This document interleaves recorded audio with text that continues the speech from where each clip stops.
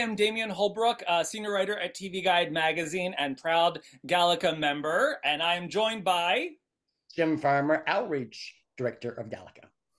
And we are so proud to be co-moderating this conversation with the creator and showrunner of The Dead Boy Detective, Steve Yockey, and his two stars, Jayden Revri and George Rexstrew. This is your chance. You guys will actually get the chance to talk to them and ask questions at the end of the conversation. But first, we're going to grill these guys for a couple minutes. So, Jim, why don't you take it off? Congratulations. Well, I'll start with you, Steve. Steve, why do you think Dead Boy Detectives is such a good fit for you? Oh, wow. That's a fun question. I mean, because I've loved it since I was in high school, but also it is unapologetically itself. I mean, the show is not interested in trying to pretend to be anything that it's not. So it's unapologetically genre. It's unapologetically queer. It's unapologetically overstuffed with story for 8 episodes. But that's how I roll. So I think all of those things speak to what I like to watch in a television show. Thanks. You had obviously been a Gaiman fan then. Yes, 100%. So how did you come to how did you first discover the Dead Boy Detectives as a fan? In Seasons of Mist, in the Sandman arc of Seasons of Mist, when Lucifer abandons hell and everybody gets to run free, and that's sort of where the story falls in the Sandman arc. And then when the actual comic came out, I didn't know about it at first, and then I sort of found it when I was going through a family loss of my own, and in a weird psychedelic way, I found it very comforting. And I can't explain exactly why, but then I realized oh, I think this would make a really cool TV show one day, not thinking I'd ever be allowed to do that. But then everybody liked the pilot of Flight Attendant before we shot it and everything, just the script. And so I kind of used that moment to sneak into DC and ask Warner Brothers in DC if they would give me this little property. And eventually I got my hands on it. George and Jayden, thanks so much for joining us. George, talk to us a little bit about Edwin. Jayden, talk to us about Charles and these characters and how they, just talk to us about these characters. Well, Edwin, he was born around 1900 into the Victorian era and then died in the Edwardian era. And he attended an all-boys boarding school called St. Hilarions. He met a tragic fate at the hands of Simon and gang as part of a demonic summoning ritual gone very wrong.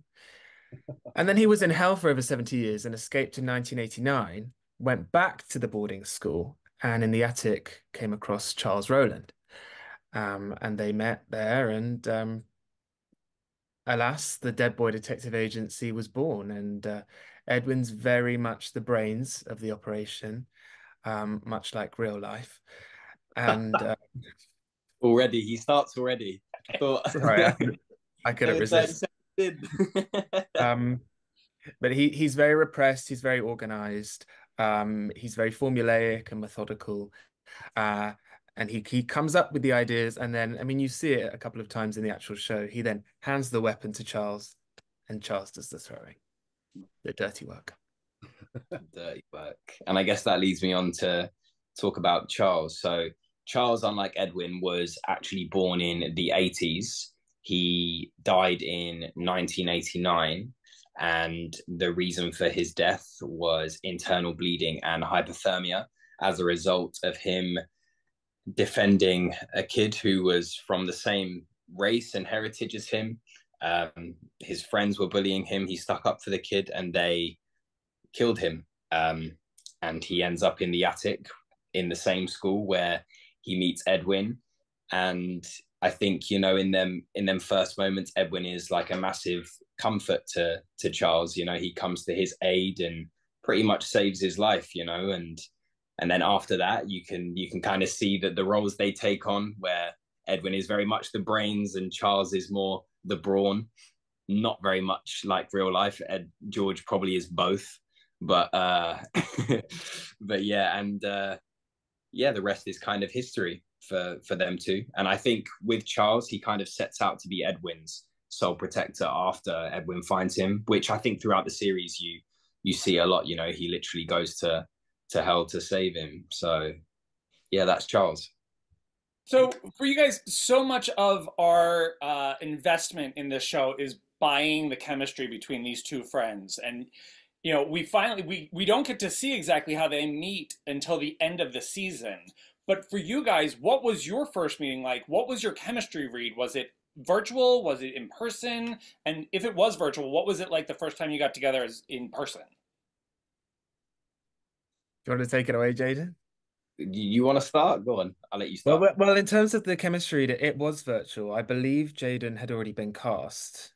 Steve, correct me if I'm wrong. And they were searching for their Edwin and Crystal, and I remember it was a Wednesday evening, and it was kind of like a 2 hour Zoom merry-go-round of being brought into a room, reading the scene, getting kicked out. I actually got accidentally kicked out of the entire Zoom at one point.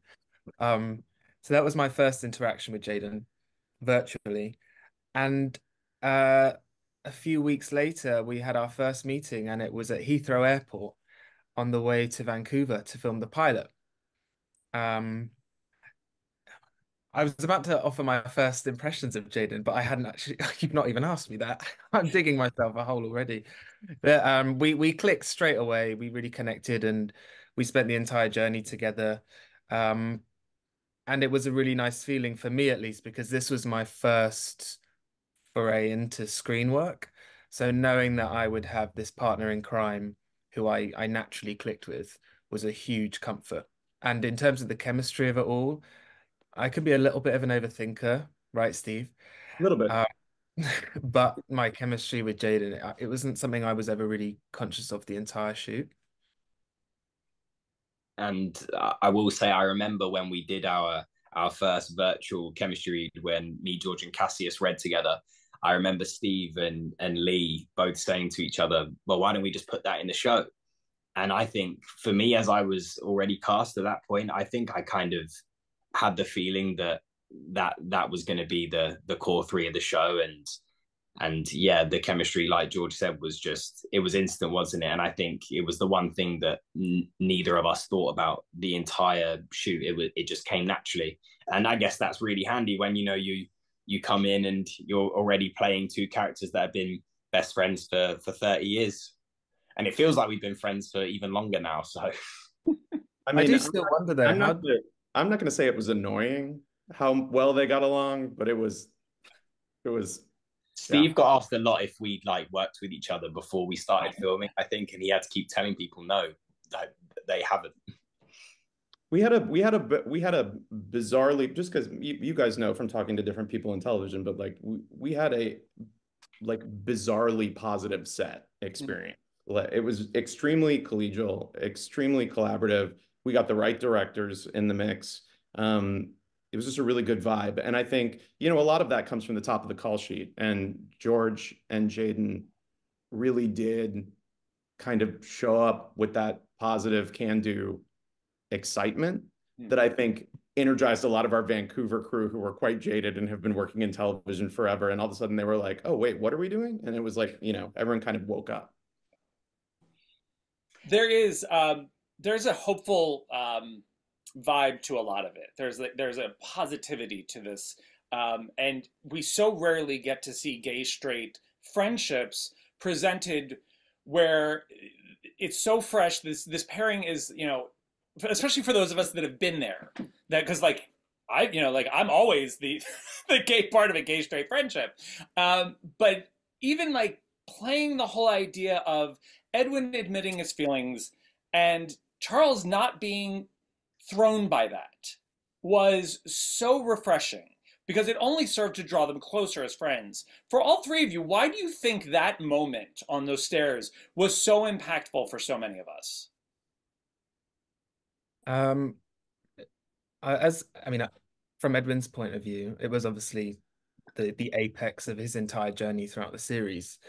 And I think when it comes to why that was such a pivotal moment, kind of off screen as well, I think there's always more room for representation on screen, period. But I think what's really special about that moment and Charles's reaction to Edwin's confession is in my opinion, it kind of marks the next step of representation, in that it's just Edwin's queerness is a non-factor.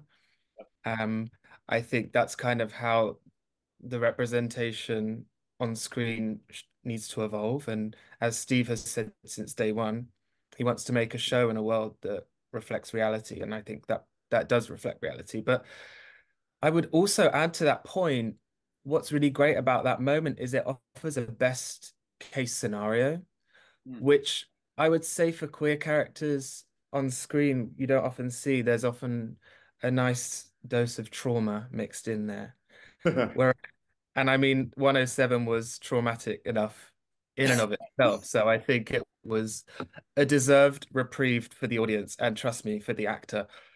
But it offers a real best case scenario moment, which at least in my experience of watching queer cinema and queer TV, is fairly rare. Jayden, do you want to say something before I jump in? I think it's a story as well, like on true love. I think it's beyond, you know, gender and sexuality and everything like that. I think it's two best friends who, you know, have been each other's sole purpose for such a long time. And, you know, I think it shows people that, you know, you can be who you want to be, and you can speak to people who are close to you. You know, take that chance, take that risk, because the majority of the time you're probably not going to get, you know, rejected or shut down the way Charles kind of opens his arms for Edwin when he comes out to him. And I just think the way that Steve wrote that whole entire episode was incredible, but specifically that scene, I think it was handled beautifully. That was sort of my I gave our number 2 on the show, Beth and I showrun, and our number 2 Ross Maxwell wrote the finale, because I was like, I'm gonna write 7, and he was like, why aren't you gonna write the finale? And I was like, yeah, I'm gonna write 7.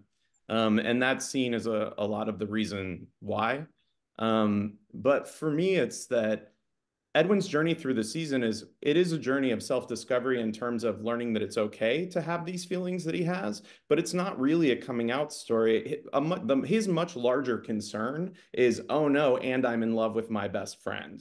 And I think that's where the weight comes from. And that is the thing that needs to be expressed on those stairs, because Charles has already said, like, hey, you could have told me, I would have understood about the sexuality part of it. And that sort of all comes to a head with Monty when Edwin says there's these feelings. I didn't know it was okay to have them, and it's all. And so poor Monty, you know, RIP for his feelings, but he's still alive, just his feelings are dead. I thought it was important that Edwin get that confessional moment. As the internet has been yelling at me, it didn't need to happen on the stairs in hell, but I will tell you, it did need to happen there, because if Edwin had gotten out, he didn't know they were going to get out, so he didn't know how many chances he was going to have. And I also don't think he believed that he would have the courage to say it if they made it back, and he hadn't said it. So I think that's why he needed to say it there. And as far as Charles, there was really no question in the writer's room ever about how Charles would respond, because that's his character. I think if he had responded or freaked out in some way, that would have felt weird, because that's not who he is. He is a supportive friend. He is open to all of this stuff. He is trying so hard. And when he has his breakdown at the end of episode 4, and he's like, I can't help Crystal with whatever she's going through. I can't help Edwin with the thing that he won't talk to me about. I can't help anyone. And so Charles has been struggling with this idea of wanting to be there for his friends, but not understanding their issues. And so I think it is all wrapped up in the queer aesthetic of the show, and it's obviously wrapped up in Edwin's journey of self-discovery, but it was much more about, oh no, I have to tell my best friend that I love him, as opposed to, oh, I feel bad about being gay. I read it also as this was Edwin finally getting to escape his own personal hell. Yes. So it was the fact that they were in between the actual real hell and, you know, life. This was him releasing that. You plant those seeds in hell, where it's like, if you don't forgive, you're in your own hell. Yeah, the scene with Simon was a discovery for me when I was writing the script. I did not always intend to bring Simon back. And then it just kind of clicked, like, this is the piece that Edwin needs to see someone else who's still trapped, and understand, like, I have to free myself. You have to, we have to be the ones that decide that it's okay. Because there's this chain that runs through the entire series that's very true for, I think, everyone in life, but especially queer people that struggle with accepting their identity, which is, and I get Edwin's the one who says it several times, but like once you admit something to yourself, it becomes very hard to lie about it to other people. And so as long as you're still in denial, you can kind of move through the world unseen. But as gay people know, once you admit it to yourself, the split happens and you become two people, the person you are on the inside and the person that you're presenting. And then you have to figure out how to reconcile those things. And I think that's what Edwin's doing during the season. Steve Yockey, I've known you at least 20 years. I've known Steve since he was in Atlanta writing plays, some great plays. You mentioned earlier that you write plays like you write your shows. Can you, how would you describe a signature Steve Yockey piece? For me, it's always, and you can see this in the television too, but for plays, it's always about a larger thematic. And it's always sort of an intimate character story that brushes up against or rubs up against something much larger or mythic or unidentifiable. And I think that obviously Dead Boys, that's the afterlife and everything that goes along with it. With the Flight Attendant, it's the mind palace and the journey of self-discovery that happens in that, all through that sort of extra theatrical thing that I still can't believe they let me put on television. I basically Trojan horse to play into the middle of that show that was like running at the time, and they just kind of said, okay, that's fine. So, but I think that's true for my theater work too. And I'm always interested in exploring the hope that comes after darkness, not just the darkness. I want to get a little nerdy with the actors. George, your character spent 70 years in hell. Was there anything that you drew on, or what did you tap into to kind of inform the trauma that he carries around with him? Because again, we don't get to see what hell looks like until the end of the season. Right. Well, to be fair, I didn't really get to see what hell looked like until just before we filmed episode 7, which was towards the end of the shoot. I mean, in the comic books, hell is represented as this kind of eternal gray corridor. So my initial feeling was to go along with this idea of sensory deprivation for a long period of time, and obviously isolation. Edwin's on his own for all these years, and that particular point of feeling isolated, abandoned, not having connection is something that I did want to bring into my work, into the world of our show, because I just think it raises the stakes so much more. Because, you know, in the everyday of our show, Edwin's existence is fairly simple. He's a detective and he has a best friend in Charles Rowland. And when we have that threat of abandonment and being on your own, you know, Edwin's fear of losing Charles just ramps everything up so much. And I think that's why that's a contributing factor as to why 107 is so intense to watch, and it was to play as well. But as Steve mentioned, we had such a collaborative set and we had such collaborative heads of department. So in the build up towards filming 107, as the initial artwork was coming in for, you know, the giant spider made of baby doll heads. Thank you, Steve Yockey. Welcome. Yeah, it was fun for me to find hope after that darkness, I'll tell you that. Yeah, we saw the initial artwork for all of these computer generated monsters. But you know, most of the time it was all imaginative. And being an actor on this show, and I'm sure a writer on this show, the imagination gets a good workout. And Jayden, I know you spoke with Variety Magazine about episode 7, and delivering a line like "You're the only person I will go to hell for," which Steve, they carried so much weight. What was it like prepping for that? Because I know the scene was not an easy scene to film physically also. Do you know what? The prep for that scene was, to be honest, it was actually quite easy. I think even delivering that scene, I mean, like me and Georgia are super close now, and you know, I meant it when I said it. You know, there's nobody else that I go to hell for. So delivering that line with that weight was super easy. And I just remember me and George prepping for that scene, it was very much like we knew the weight that it was going to carry, and we spoke about levels a lot.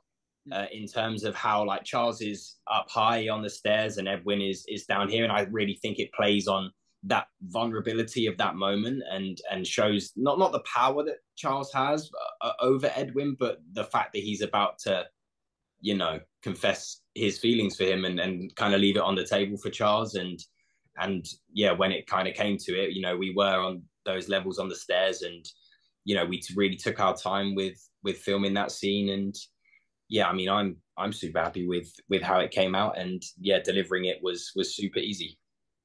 Steve, how long did you wait to write that line? Like you talked about wanting to write 7, and you had written these characters previously for Doom Patrol.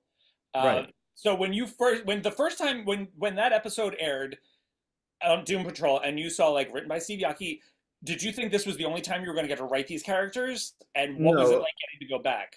Yeah, the studio had basically said, "Oh, hey, you know, you're coming off Supernatural. Please go talk to Jeremy Carver and see if he would let you like platform these characters, basically, because we were setting up for a show that would be on Max at the time, and then Max just, you know, took a while to decide what they wanted to do, and so it ended up being a boon for us because the actors in the Doom Patrol episode have obviously, you can see them on many gigantic television shows now.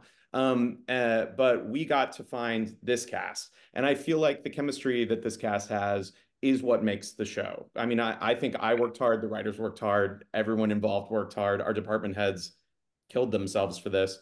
But it is what the cast does on screen that I think is a lot of the magic. So I knew we were going to get to do more. I just didn't know what that was going to look like. And in terms of episode 7, I mean, it is in a lot of ways because 8 as a finale is structured as a goodbye that then gets interrupted by Esther, and then we're all going to go face the big bad together. A lot of the emotional work for Crystal and David's arc too, and for Nico and Jenny, like a lot of that work gets done in 7. So it just made the most sense that that was the one that I was going to be selfish about. And in terms of that particular scene, I knew that scene. You have to know that scene when you write the pilot. Like you have to know that that's where you're aiming. And so I was very excited when I finally got to write it, mostly because I got to slip that Orpheus and Eurydice line in there and have Edwin be like, have Charles be like, oh, I never finished it. And Edwin be like, oh my God, like that, like, you know, turning tragedy into comedy. That's my favorite thing. We're going to take some questions now. Peter, I think you had a question. Yes. Hello, fellows. I'm Peter Canavese from Celluloid Dreams, the movie show. And the show is Brills. Love it. So I have a question for George and Jayden, greedily twofold question. First of all, what was the research and preparation like beyond the text of the scripts? And you know, these are unique characters, they're period, but they've also lived beyond their natural lives. So there's a lot to draw on there. And then secondly, what are the similarities and differences between you and your characters? Well, we were fortunate enough from the start that once we secured the roles, DC actually sent us every rendition of the Dead Boy Detectives comics. And I know me and George, you know, dive deep, head deep into all of those. And we pulled a lot of things from the comics, and then when it came to actually filming, because obviously we had the comics and then we had the scripts, and then we sat down with Steve and Beth, and you know, I remember Steve saying to me that he really wanted me to, you know, bring some of myself to the character as well. So it was great. We had so much to draw on, not just the script, you know, we had the comics and then bits of ourselves. And obviously, you know, we got to do research from the Doom Patrol episodes and everything. So we were really, really spoiled for choice in terms of that. And in terms of research, gosh,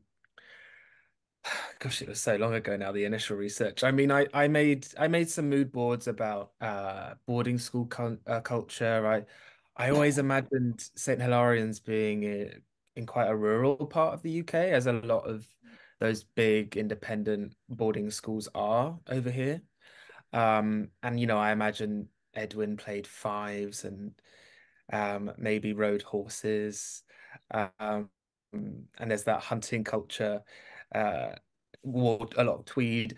And then some of the backstory was imagined, the in the comic book, there's only one panel that mentions Edwin's parents. So I kind of filled a lot of that in imaginatively. And I think that's just private work that you're expected to do as an actor.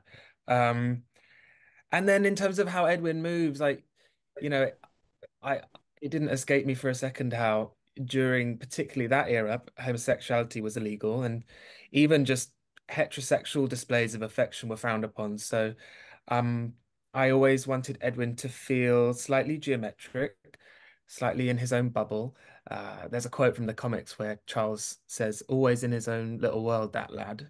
And I thought, yeah, exactly. And I kind of wanted to honor that in terms of my prep. And then when it comes to similarities with Edwin, I mean, he's a very stubborn boy and I'm a Taurus, so I'm born stubborn. Can I also say, in terms of my prep work for the era, I was quite fortunate that both my parents were teenagers in the 80s, and I've spent my whole life getting my ear chewed off about stories from when they were teenagers around that time. So I've been prepping for this since I was, 5. But I'm really glad you raised that, Peter, because like with these two characters, and I'm sure I speak for Jayden as well, there's this strange duality of age and experience. So Edwin on one hand is a 16-year-old boy, so you want to honor the innocence of adolescence and those first experiences that you see throughout the show, which ultimately is one of the reasons why I think we can make it into a TV show. But he's also 123. So it's balancing that, I think. Thanks, guys. I do want to. I kind of dip in before we go to another one, but because I feel like we need to address the rest of the ensemble, because the agency is more than just the two guys. I mean, you guys obviously enter. You welcome Crystal in, but this cast. We were talking about this before we went live with this. Was like this cast is stacked. Like Kassius is phenomenal. I could watch an entire Nico series. Yeah. Like literally spinoff. Briana just really just owns every scene. Even how important was it for you, and how fun was it really, Steve, to get to write both the agency characters and also these other characters whose arcs matter?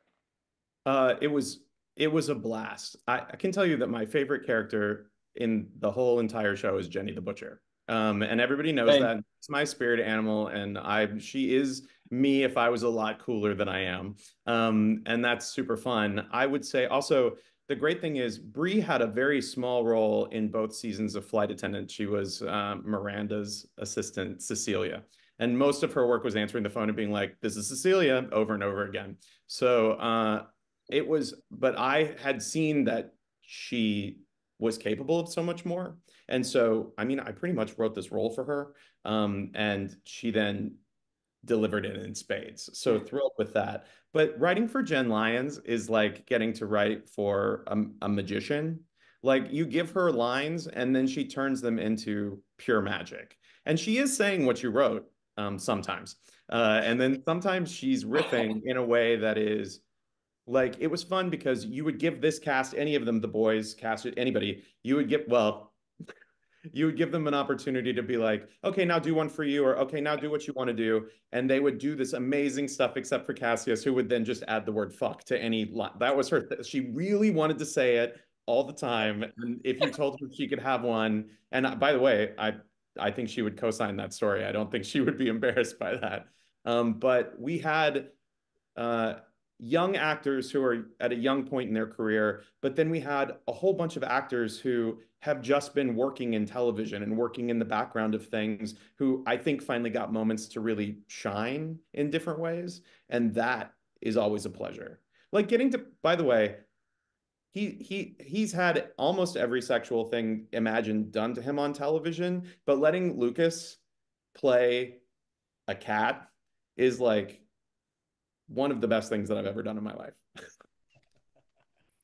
Can I just say as well that as an actor who's young in their career, and I'm sure George will say the same, but to be able to work with all these incredible experienced, talented people. Like, I know me and George learned so much from all of them. I can refer to a day where Jenn and Michael Beach were having this conversation, and I just remember me and George being sat in the corner of the tent just listening so intently to this amazing, inquisitive conversation about the industry. And yeah, we were super blessed as you know, two boys on the show. Joan or Abby, did you have any questions? Abby. Sure, I'll go. For Steve, one thing I really enjoy about queer horror explicitly is how much identity and social issues are sort of woven into that. And obviously Dead Boys is a horror show.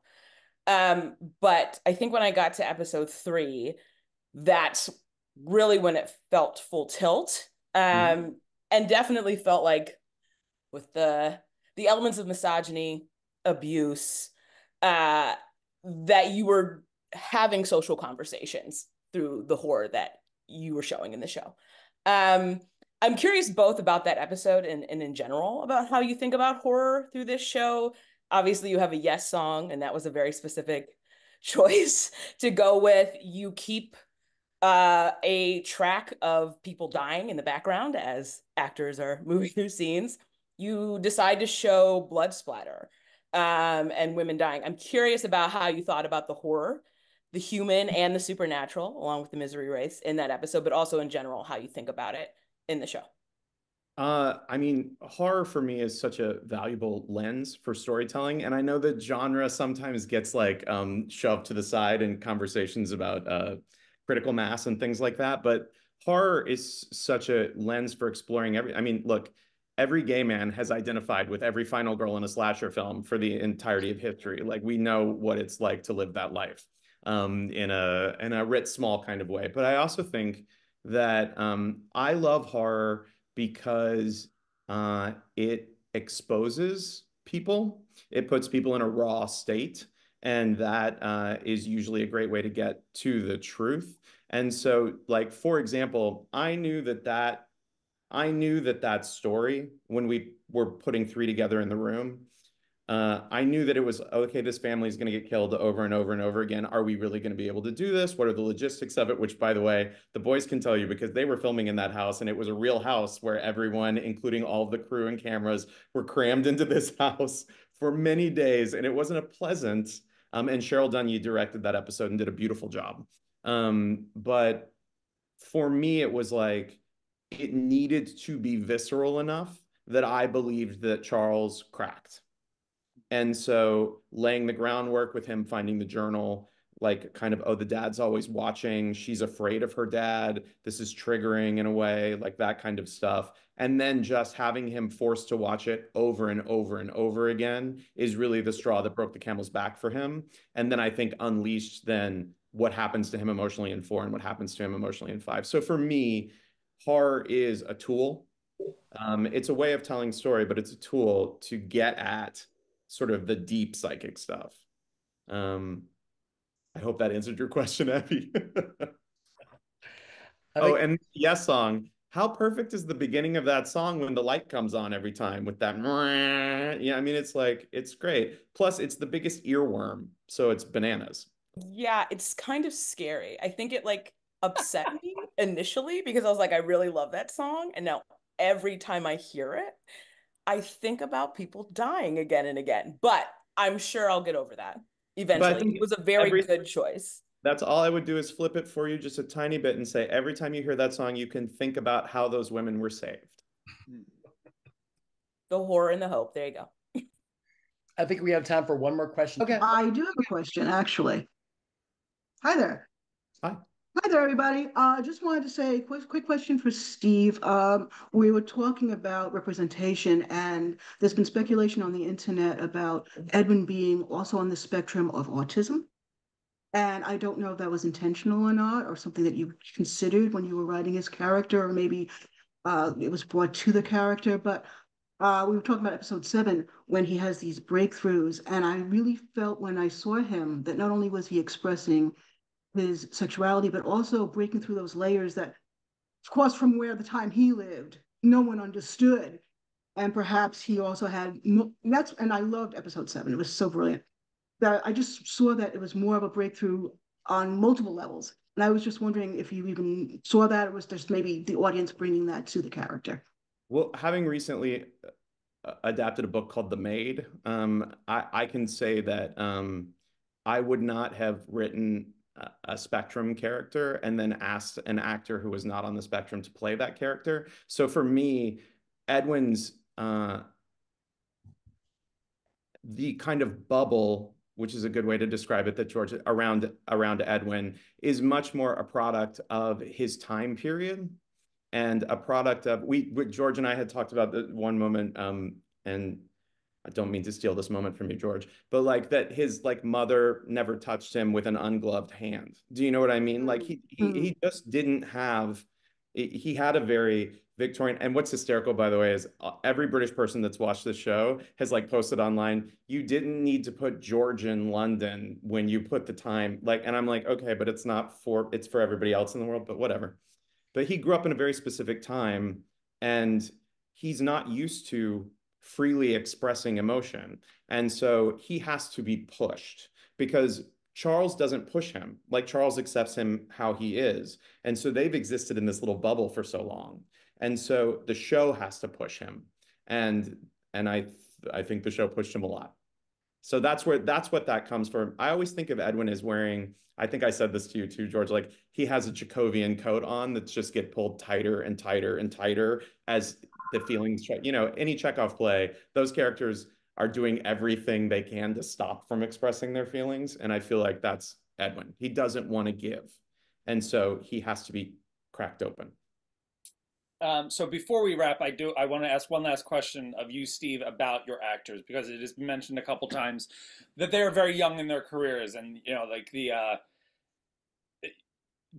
these guys being, you know, the first two on the call sheet is daunting enough. But when did you realize that they were so capable of the emotional heavy lifting that you were going to be throwing them as the season progressed?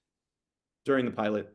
Really? It wasn't even as the season progressed. I think there were maybe two. Well, first of all, these two gentlemen in particular did a very good job of like showing up and being like, we're ready. We've got this. We're like, I mean, it was very much like they were already best friends. I thought they must have known each other for longer than they've let on. And it's going to go great. But I would say probably by the third or fourth day of shooting, and certainly when we shot the scene in the butcher shop where Edwin has his sort of breakthrough / breakdown about, the police don't know what to do with a fucking witch. Our murders were never solved. That's why we're helping. And that interaction between actually Kassius too, all three of them in that moment, I was sort of like, oh, okay, well, they've got this. And then I would say they had moments along the way where there were sort of like logistical questions or the kind of things where you haven't done a lot of TV and you don't know necessarily, and people forget to communicate, but never performance. The performance was always there. They always were prepared. I'm sorry to talk about you two while you're like sitting right here. It was truly a pleasure. I will also add that Steve and Beth, for anything good that people think that we might have done, Steve and Beth led the team so beautifully, and I think we're always so approachable and on hand. They really are the ones that fostered the environment for the actors and the crew and the creatives. So it really came from the top down. All righty, Dead Boy Detectives is now streaming on Netflix. Steve, George, Jayden, thank you so much for joining us, and congratulations on the show. We really enjoyed this. Thanks so much. Thank you guys so much. Thanks, everybody.